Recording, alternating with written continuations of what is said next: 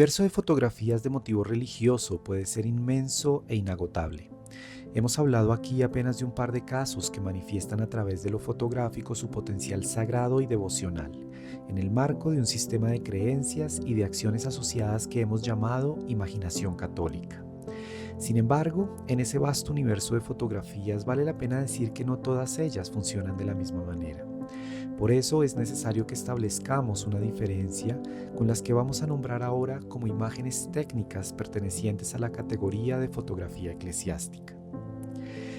Estas también hacen parte del universo de las de motivo religioso, pues tienen la potencia de activar formas de relación con lo sagrado y lo devocional en el marco de los andamiajes simbólicos del catolicismo, pero en diferentes dimensiones que son políticas y estéticas. Al respecto, podríamos decir que las primeras operan sobre la imaginación católica narrativa sacramental, mientras que las segundas operan sobre la imaginación católica de la jerarquía. Bajo esta perspectiva, vamos a caracterizar la fotografía eclesiástica como aquel tipo de producción de imágenes fotográficas relativas a la Iglesia y sus clérigos bajo la figura de encargo con fines ideológicos específicos. Es decir, reconociendo unos sistemas de producción materiales, económicos y simbólicos, intencionales e institucionales, que operan estratégicamente a través de la representación entre la presencia ubicua de Dios encarnada en sus santos apóstoles terrenales, los eclesiásticos, y las figuras jerárquicas del poder humano que compiten por la administración de lo sagrado en una época donde el Dios cristiano ha sido suplantado por el Dios-Estado. Este es el caso del mosaico fotográfico del Concilio Primero Provincial Neogranadino de 1868, encargado directamente por la Iglesia Católica Colombiana a Luis García Hevia. Hemos dicho que las fotografías eclesiásticas operan sobre la imaginación católica de la jerarquía. ¿Y qué significa esto?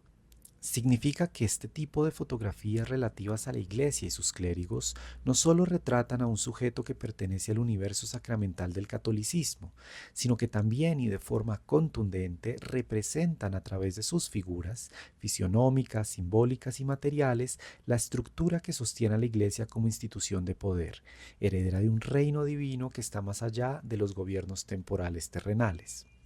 Si volvemos sobre los 38 retratos fotográficos y 5 impresiones que encontramos desmembrados dentro del sobre de Manila, deberíamos reconocer que pese a que los tamaños de las piezas son variables y denotaban diferencias de rango, sobre todo los retratos fotográficos de los clérigos, para entonces no era nada claro ni obvio su constitución como artefactos mediales de la jerarquía eclesial. Solo fue evidente para nosotros su potencial como dispositivo de poder en la época cuando encontramos y pudimos tener acceso a una copia idéntica en el archivo histórico de la Catedral de Bogotá, aún montada en su soporte secundario original que aclaraba por completo su configuración jerárquica como mosaico.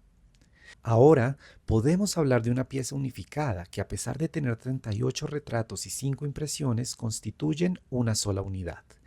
Su estructura compositiva mezcla jerarquía, posición e iconografía clerical, sobre todo de su indumentaria, en diferentes niveles.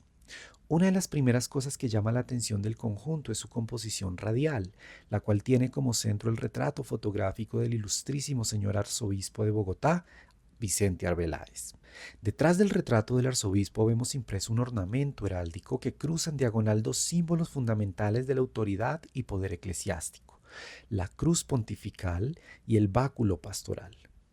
La cruz pontifical es un símbolo litúrgico distintivo del Papa, caracterizado por tener 3 travesaños horizontales de diferente longitud. Esta configuración representa la autoridad del pontífice romano en sus 3 funciones principales, como obispo de Roma, patriarca de Occidente y sucesor del apóstol San Pedro.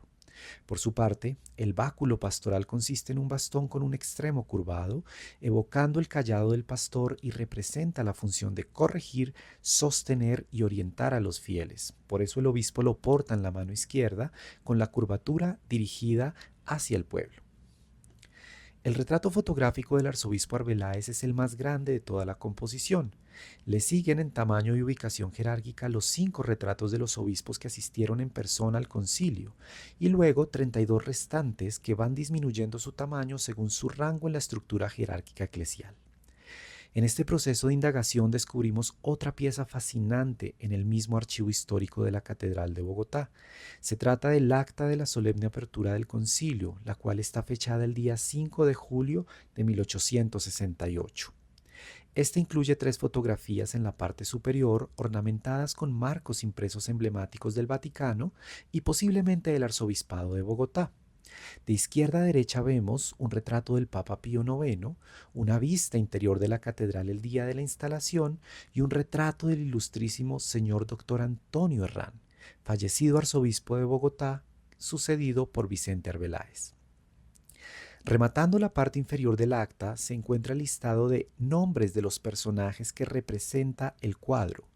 El que sea llamado el mosaico fotográfico cuadro en el acta y el uno necesite de la referencia visual del otro para su comprensión, nos permite comprobar que estas dos piezas realmente componían una sola, o por lo menos fueron pensadas desde su producción como complementarias. No cabe duda que el Concilio Primero Provincial de 1868 representaba una apuesta política frente a cómo la Iglesia Católica en la Nueva Granada articulaba su autoridad espiritual, su estructura institucional y su relación con el Estado tras la colonia. El establecimiento de la República, la consolidación de gobiernos liberales y, por supuesto, la separación de las potestades.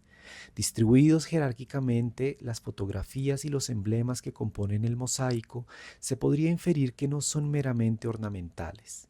Todos ellos ofrecen un mapa de lealtades, jurisdicciones y principios teológicos en juego durante este momento clave de afirmación de la Iglesia universal y poder incuestionable del papado romano.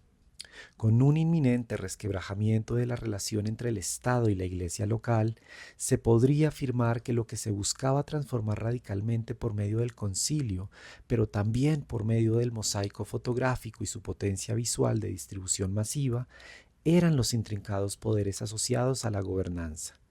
Gobernanza que paradójicamente se debatían entre dos visiones de gobierno.